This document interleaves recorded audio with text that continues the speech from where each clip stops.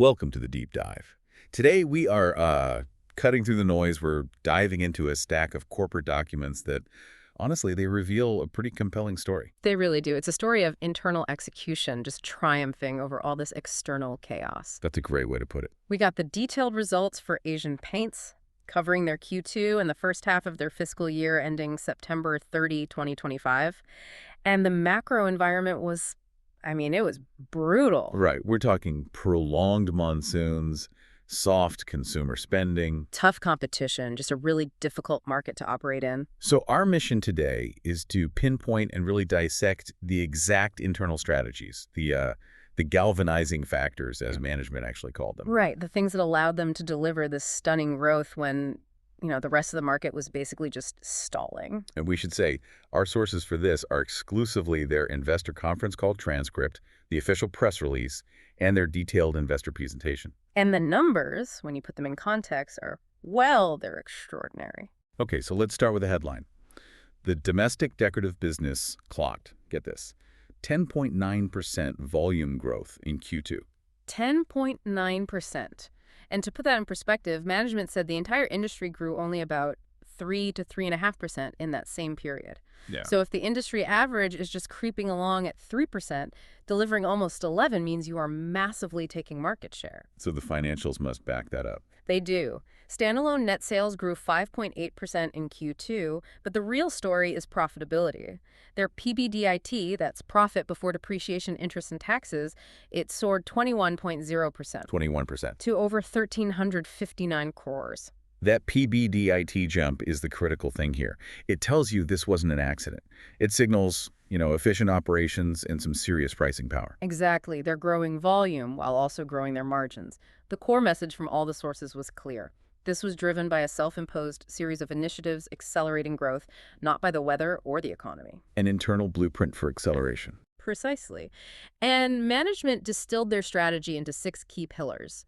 But instead of just, listing them off, I think we can group them into maybe 3 big ideas. Oh, I like that. What are they? I'd say customer engagement, execution excellence, and future-proofing. Great. Let's tackle customer engagement first. So, Yeah. brand building and innovation. Right. They weren't just running ads. They committed a massive budget to reestablishing their brand, especially in those premium segments. It was a season of high-stakes differentiation, it sounds like. It was. The big push was for premium and luxury emulsions, specifically a campaign for royal glitz. And what struck me was they weren't just selling colors. They were redefining luxury by selling curated color palettes. So they want to be seen as a design solution, not just a bucket of paint. Exactly. And at the same time, they went straight for the emotional core of the Indian consumer. They launched Har Ghar Kuch Keha Hai. Which means your home says something. Right. And it focused on that deep sense of ownership and the emotional energy people put into their homes. That combination of high-end luxury and deep emotional resonance. That's just extremely strategic. Did it work? According to them, it really did. They reported strong brand recalls. It appealed to Gen Z and wider audiences. So yeah, it connected. Okay, let's talk innovation.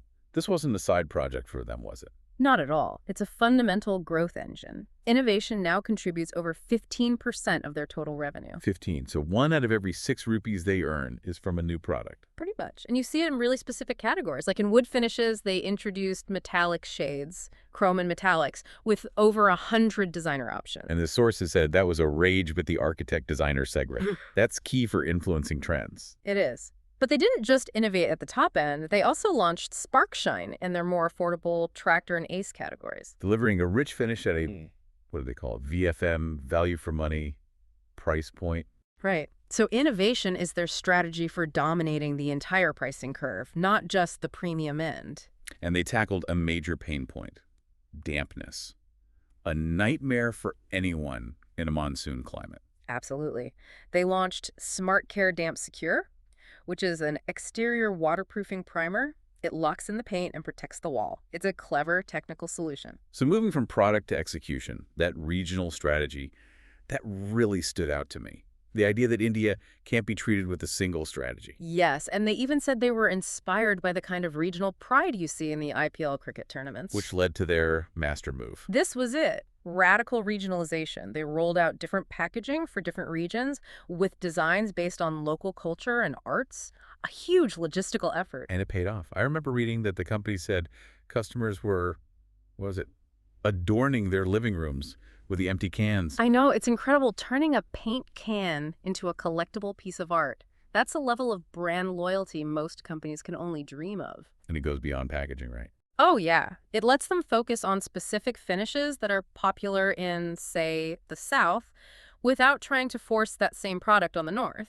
It's just smart micro-marketing. So how did they apply that same kind of insight to their services? Service is the other key differentiator here. Their beautiful home service expanded to over 650 towns, and they're using tech and AI to make it all smoother. And the B2B services were even more specialized. Very. They offer something called Total Assure, where they basically stand by a builder or housing society through the entire painting process. It ensures perfect delivery. Locks in those big customers. Exactly. And then there's the really unique one, Modern Service. This is for industrial clients. It's an asset protection service that uses data to forecast things like corrosion, and then they offer year-round preventative maintenance. Fascinating. Let's pivot to the financials. They're making all these huge investments, but profitability soared. How? It's a mix of benign raw material costs and their own internal efficiencies. Standalone gross margin expanded by 270 basis points 2.7 percentage points. to 43.7%.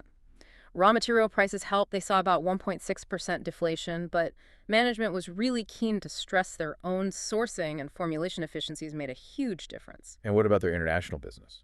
That had strong momentum, too. They hit 10.6% constant currency revenue growth in Q2. Key units in Asia and the Middle East did really well. Profitability there was way up. Massively. PBT margins up 450 basis points to 9%. That was helped by lower material costs and, importantly, getting rid of their loss-making Indonesia operations last year. The industrial segments were also strong, right? The B2B coatings. Yeah, steady double-digit growth. The auto and marine business grew 13%, and the general industrial coatings grew 10%. These are high-value technical segments. Okay, but we have to address the elephant in the room. The area management themselves call it disappointment. Home decor. Right. Yeah. They want to be the #1 integrated home decor player. They have 73 stores, but the numbers were not great. No. Kitchen revenue declined 7%, and bath revenue was down 5% in Q2. Why do you think they're struggling there? If paint is booming, why are the adjacent categories having such a hard time? Well, the sources suggest it's a mix. The market for big-ticket interior items is just soft right now, and maybe there's just a lag in integrating these new businesses properly. But there was some good news operationally. There was. They did manage to reduce the PBT losses in both kitchen and bath, so that they're getting more efficient even if sales are down. And there was one bright spot in that whole segment. Weatherseal grew revenue by 57%. It just shows that when they apply that specialized technical focus, the results come through very quickly. Let's talk competition. Analysts asked them about aggressive discounting, like competitors offering 10% free grammage. Yeah. What was the take? Management was pretty dismissive. They called it nothing new, said it was hard to sustain, and that it actually hurts retailers because it reduces their turnover. Ties up their working capital. Exactly. The company's argument was that the game isn't about discounting alone. It's about consistency, brand equity, innovation. And they confirmed they have a much higher share of voice because they just outspend everyone on branding. Right, but they're not just spending on branding. They're spending billions on future-proofing their supply chain. Backward integration. Let's talk about the VMVA project. This is the third pillar, future-proofing. So first, their white cement plant in Fujairah is now commissioned and running at near full capacity.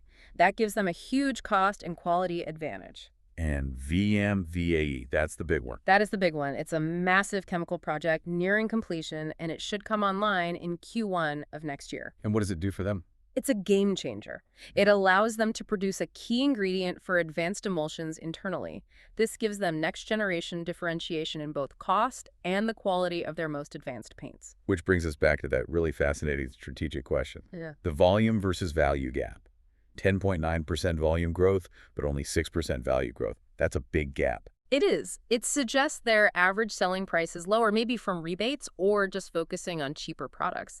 And analysts asked, if you're investing so much in premium, why tolerate that gap? And the answer, The answer was unambiguous. The gap is intentional. intentional. Yes. They said they choose to operate across the full range, economy, mid-level, and luxury, because the economy and mid-level segments in India are, in their words, fairly big and huge. So they're deliberately keeping the throttle down on the economy end to maintain market share, even if it hurts their overall margin mix. That's it, exactly. They are choosing broad market dominance over just optimizing for premium margins. It's a key long-term trade-off they seem very comfortable with. Before we close, a quick note on sustainability and skilling. Yes, they're really emphasizing their non-financial performance. They've hit 64% renewable electricity usage, 8.5x water replenishment. And they delivered 4.4 lakh trainings for artisans and painters in the first half. That's a huge social impact. A very strong direction on community skilling. So we've really seen a blueprint here. A company using a clear strategy of internal acceleration, regional insights, high-tech services, massive innovation, to just completely defy a sluggish market. The theme is consistency and investment, maintaining that brand focus and execution, even while navigating pricing pressures and pouring billions into their future infrastructure. And that brings us to our final thought. Given those huge investments in premium and luxury products, like that VMVAE chemical plant for next-gen emulsions, you expect them to push hard to narrow that 4 or 5% gap between volume and value growth. But they've said the gap will likely remain. For you, the curious learner, does this show a deliberate decision to sacrifice that premium price mix for something else? Unshakable overall market breadth. What are the long-term trade-offs of choosing dominance across all segments over maximizing profitability from just your high-margin products? That's something to consider as you go on your next deep dive.